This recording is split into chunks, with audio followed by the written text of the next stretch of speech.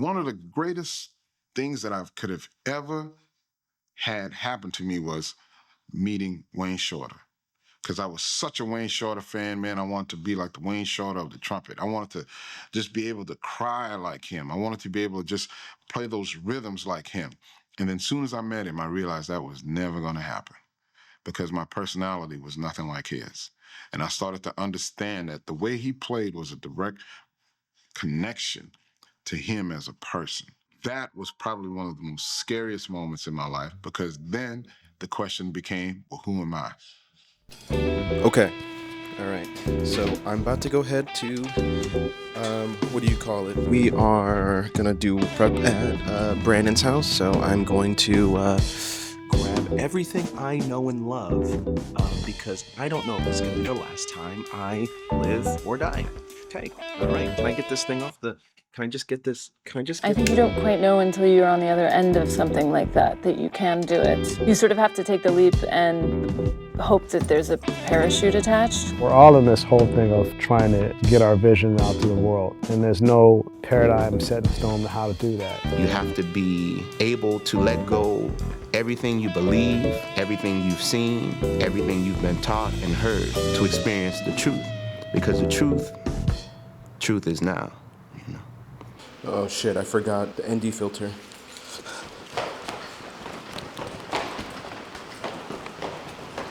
I knew that when things came up that were problems or difficulties or something went awry, that was not a deviation from the path, that was the path. What I try to do is just get to the essential image and the essential dialogue, and then try to do as much as possible without the dialogue. And I found that once I was able to get to those locations, the landscape was talking to me rather than my own vision sometimes of a hectic kind of cutting. I said, pull back, take us to another time and place, and let's think. And the shots became simpler. All right, and we're off. Look, I can't really recommend filming and driving. I am not condoning any of the decisions I'm making in this current moment. However, I think the best thing about doing things independently is that you can be flexible and you're not on company time, just your own dollar. And if you're like me and you live paycheck to paycheck, that's not really super exciting, but, you know. That's the thing. It doesn't matter what I say. Zip. It can only be a negative. The thing is built so you don't want to take anything away and you don't want to add anything to it. It's complete. First location is going to be the airport, which is a totally legal and totally permittable location for us to use. We've absolutely gotten permission ahead of time. Today we're going to be super light on crew, incredibly light on crew. It's kind of by design, at least for today. You can kind of consider it a reshoot day, but it's less of a reshoot day and more of a pickup day. So I should say pickup day instead of reshoot. So today's a pickup day.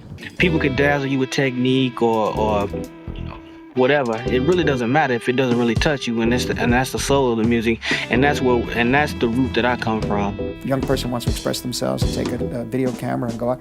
They're going to find that they have to frame the image, and in framing the image, they're going to find that they have to interpret what they want to say to an audience. Now, how do you point the audience's eye to look where you want them to look and to get the point, the emotional and psychological point that you want to get across to them? They're going to have to make that decision. The real making of the filmmaker is when they look to that viewfinder. Yeah. My goodness. I feel like I've used this lens before. It's going through two adapters. So it's this adapter, and then this is I think it's an RF mount. Oh, it's an RF mount on the camera? Yeah, so you have the EF. EF to RF, and then you have an EF to whatever this is? Yeah, whatever the fuck that is. What is this? No fucking idea. How old is this lens? 1975. Okay, so you got a vintage lens. Yeah. You can't adjust the f-stop? No. Okay, what is this part then? That's for the shutter for sure, but you can't adjust that. Well, you could adjust it on the camera. Oh. But you can't adjust the f-stop at all. So it's just going to be stuck at 3.8. And this is the focus? No, the focus apparatus is on this thing.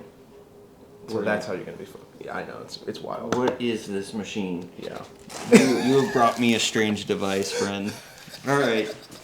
And everything is jazz when you think about it. And even though everything isn't jazz, everything is jazz. I mean, it sounds kind of like I'm just rambling on some random mess, but I mean, it's really hard to discern exactly what something is. You just have to sometimes take a word and say, this is what this is. So, we are here on the second floor of the Blue Garage. We are shooting day, I don't know what day it is. I've lost track. Of what? There we go. Cause he's smart, man. I like Brennan. Like, you sure we jumped his ass when he tried to change? Like, I did, and I got the other two people on board. My name is Jamal. It's been a fun ride. Let's make a great film.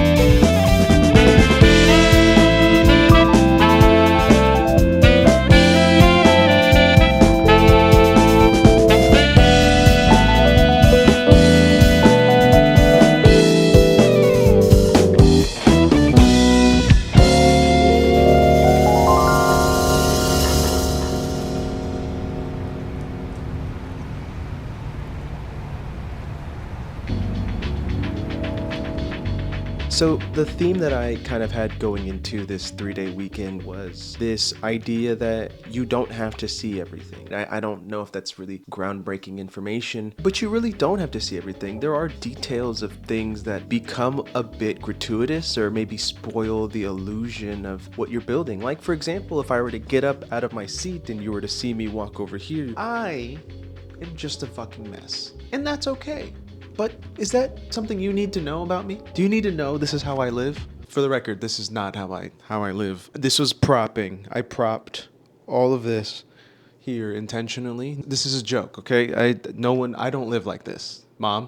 I think for me, what I've started to learn about the way in which I like to make movies is I kind of need constraints. I need something that tells me I can't do it because I like to work around that. And with the right constraints, I feel like those can lead to better outcomes or better alternatives. For example, shooting on vintage lenses where you can't really use the focus apparatus. As a result, we have to focus on creating these strong portrait master shots and still images that can convey what we're trying to tell in the story. And I feel like that's helped me to frame and understand the type of movie that I've wanted to create. But it also reminds me that with that constraint, I don't have to see everything because I literally can't. In that way, it makes me fixate on what I need to see, what I have to see within the shot, what I need to get out of this scene. And I was reminded of that when Brandon had said that to me when we were in the apartment sequence, which I didn't film. You know, I wanted to get all of these different moving shots, and it was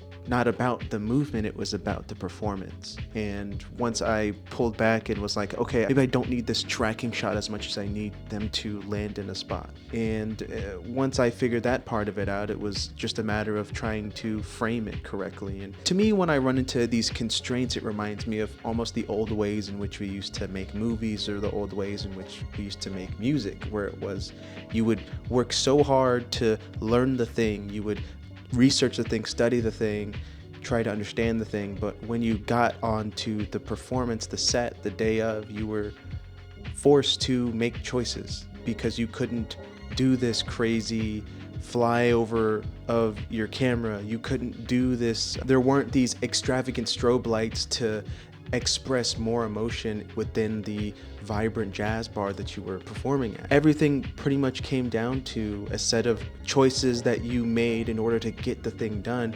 And in doing those things, you're expressing this fixation on, I can't show you everything, I can't do it the way I want, but I'm gonna do it the way it feels right. And getting into this mode of trying to just feel your way through the problem. And I think the beauty of that struggle is the essence of what it's always been like to make movies. There's constantly been a contingency or an inability to shoot something a certain way. You know, back in the day, they used to have to load film into the cameras. You couldn't pull the film out in the middle of the day, otherwise you would be fucked. And if you were fucked, you had to shoot the whole thing over again. And Nowadays, it's just on a fucking SD card. Like it's, I mean, now, I mean, you could still fuck it up, but like I mean, you really gotta do a lot.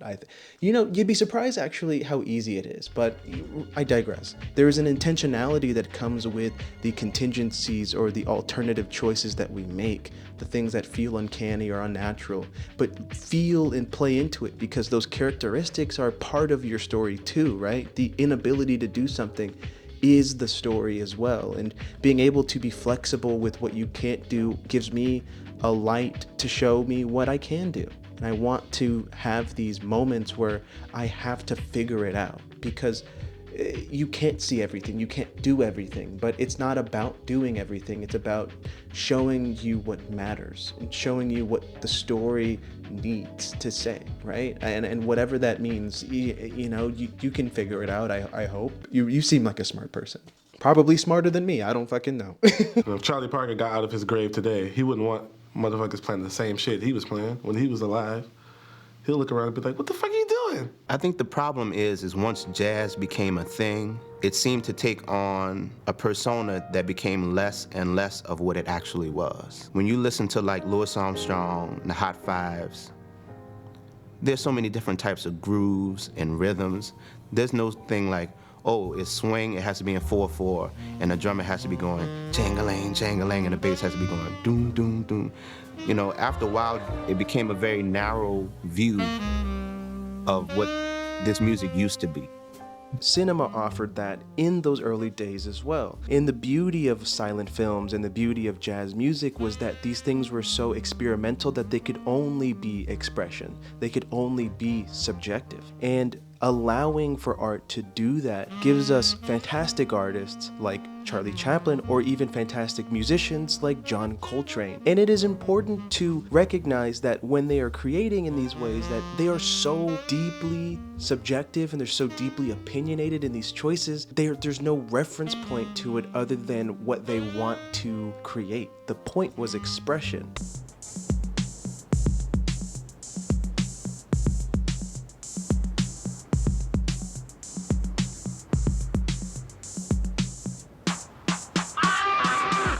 But in truth, there are filmmakers that are still trying to create in different and unique ways and tell stories in ways that we haven't seen before. And that is important. And because they're doing that, it's not about learning what camera they used. It's about achieving the same level of earnestness and sincerity and also vulnerability with your storytelling, with your filmmaking, with whatever piece of art that you're creating. And I don't know how to do that either. You know, I don't know who, it's a feeling thing, right? You just have to fucking feel it out. Be the most subjective person in the room, I guess, you know? Maybe that's the only way to go. It's just, you have to be so clearly subjective in what you do that there's no point in even talking about what the objective best movie of all time is. You don't give a fuck.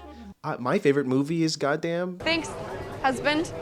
Greatest movie of all time. But I think that Shadows is a great example of storytelling that is just allowed to exist. You have a movie that is entirely improvised by the actors, so much so that their character names are their real name. This story is forming in real time as we see four siblings growing up in the 50s of the Midtown Manhattan era of racism, where you have segregation, but it's quiet liberalism to where we can stand next to you, but we don't want to take you home to our parents. And in this particular case, we have a woman who is infatuated with this white man, who this white man has no idea that she has black siblings.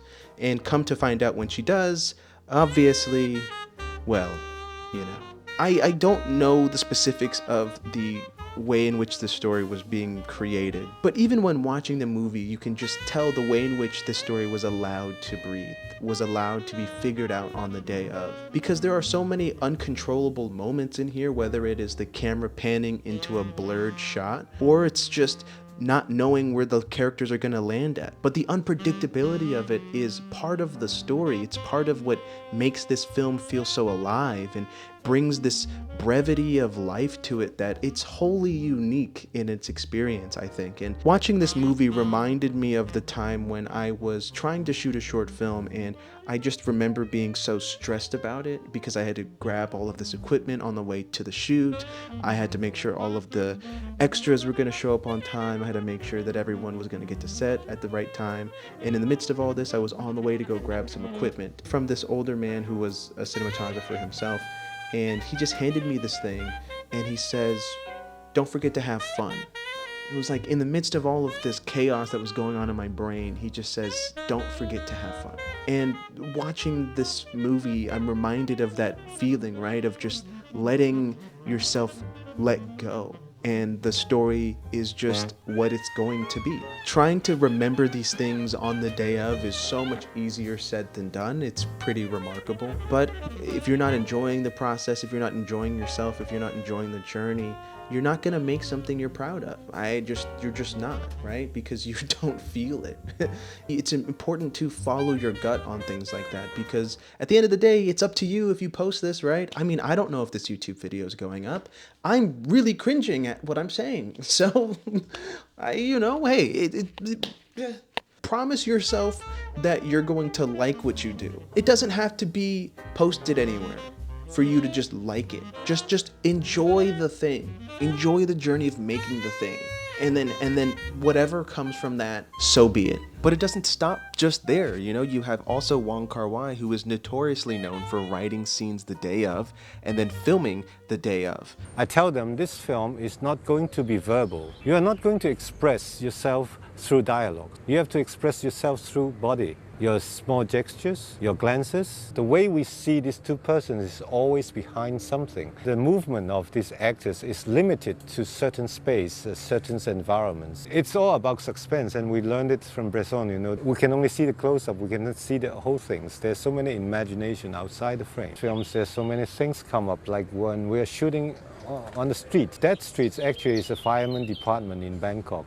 The street reminds me of Italian films, reminds me of Antonioni. I feel we're shooting something like Antonioni, so it is like a homage to all these people.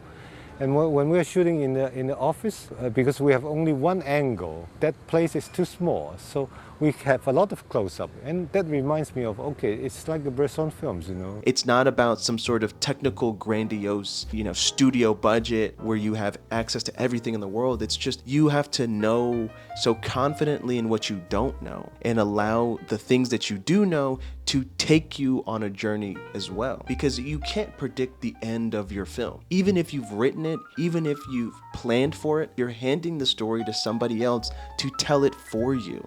And that level of trust in yourself, trust in the story, and trust in what you know is ultimately the only thing that matters. It doesn't matter what the audience thinks. It doesn't matter what the critics are gonna think. It only matters how well you've expressed yourself. And going that deep takes you into a journey similar to the John Coltrane's, the Nina Simone's, or even Charlie Chaplin, or a myriad of characters of people in this world that have only lived to tell art through expression and not through capitalist gain. And enjoy the process. It's always going to be hard. It's always going to be impossible. It's never going to feel like we are in control. But when are we ever in control, right?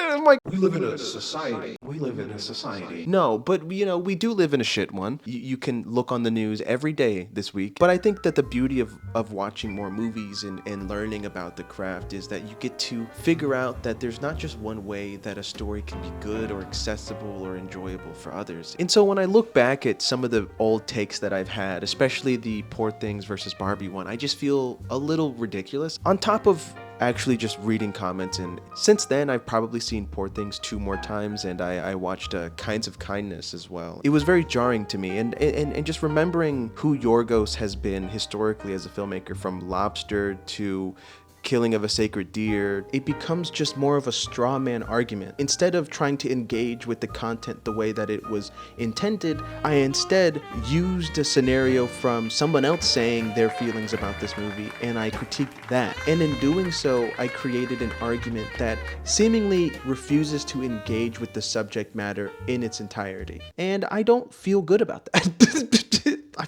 The criticisms of seeing details of you know, how a woman works within that story, it wasn't about that, you know? And art doesn't always have to be relatable for it to be understanding. Look, I'm gonna be honest here. I'm not gonna offer the same charitability to Saltburn or The Idol, but in retrospect, my criticism of Poor Things and Yorgos Lanthimos was, I think, clouded by my own arrogance. And I don't know if this is an apology-worthy thing as much as it is just kind of an acknowledgement of ignorance. And I want to not be that ignorant. You know what I mean?